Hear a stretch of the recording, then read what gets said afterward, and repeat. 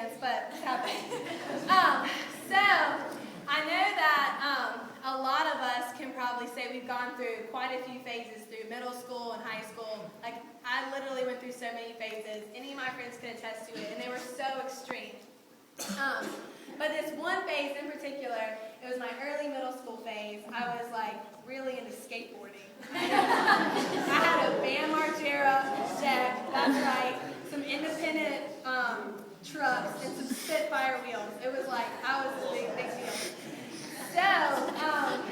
So summer going into my 6th grade year, I was visiting my dad in Wilmington, and I was going to spend the night with one of my friends who lived in the neighborhood. And the last thing he said to me before I left was, "Do not go skateboard while you're over there. I do not want you getting hurt." I was like, got it.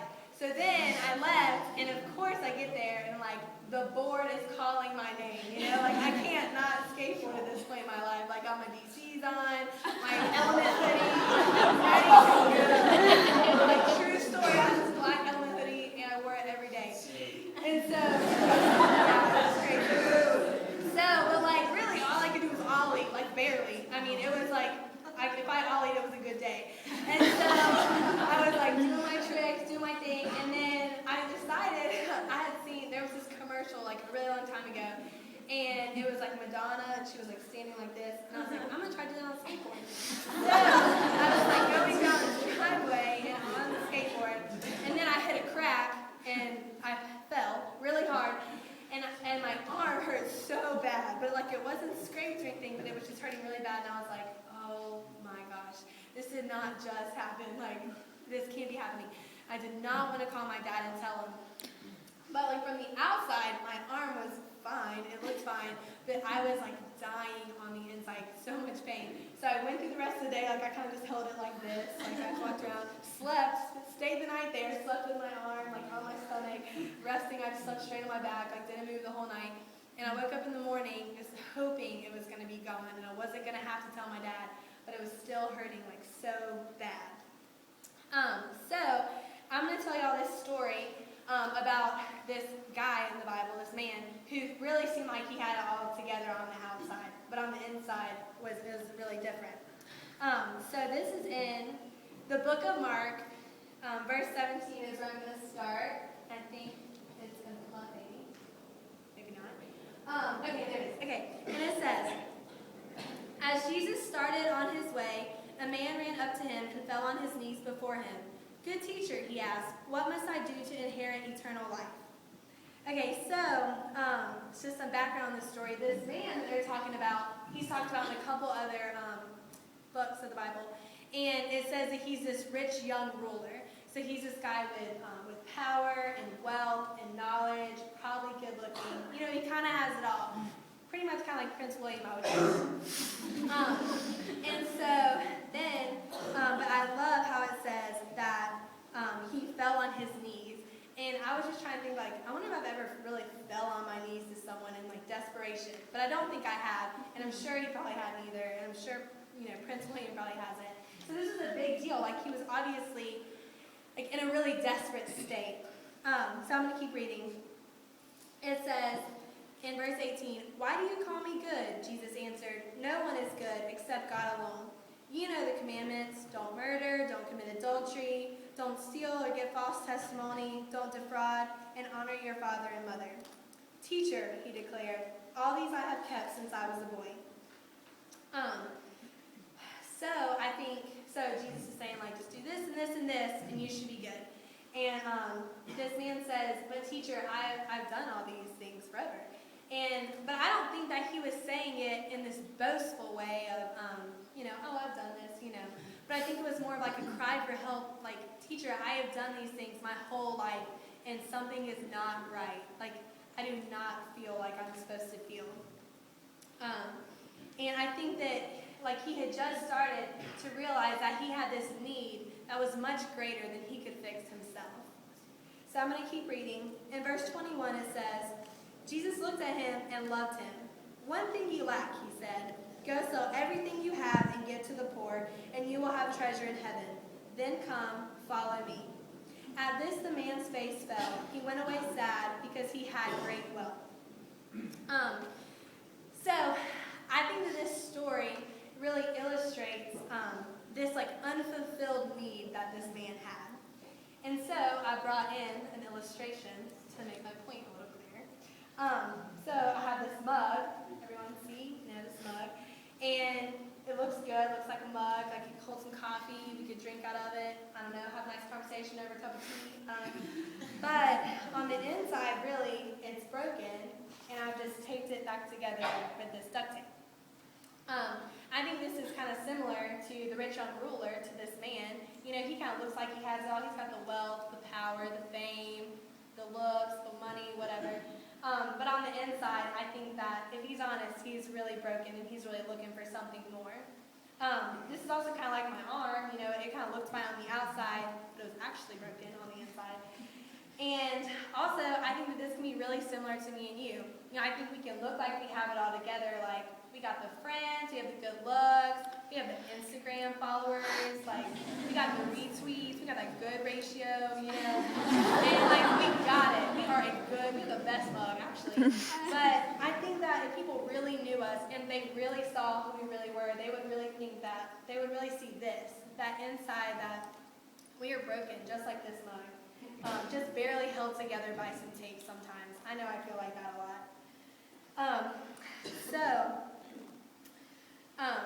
So this man, he seems to have it all really, but he's really lacking this wholeness or this completeness.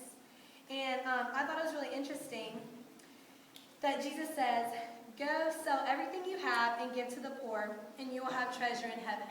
And I was like, is Jesus really asking all of us to just go sell everything we have? But I don't think he was.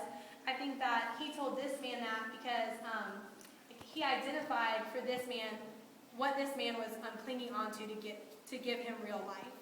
And so I think that can look really different. I think this man, it was wealth for him, so I think he was probably trying to get more money and more power and all this stuff, but it just kept leaving him feeling empty and feeling like this need for something more. And so I think that that we give ourselves to similar things to try to obtain this real life, this fulfillment or this wholeness. And I think that, we kind of do the same thing. We take on more and more and more things and hope that it's going to give us this life that's going to make us feel full, but it just really leaves us feeling more and more empty. And I think if we're honest with ourselves, then these things look a lot like maybe we give ourselves to a sport or a relationship with a boy or a girl, or maybe family, or good grades, or good looks, just having it all, pleasing others, just looking good, being the best at everything, getting into the right college, and we take on more and more things. I'm the captain of this, the president of that, and really I think that if we're honest, our life is really just seeping out of us. Like we take on all these things and continually, but it just leaves us feeling empty. It just really sucks the life out of us. And I think that's a lot how the rich young ruler felt.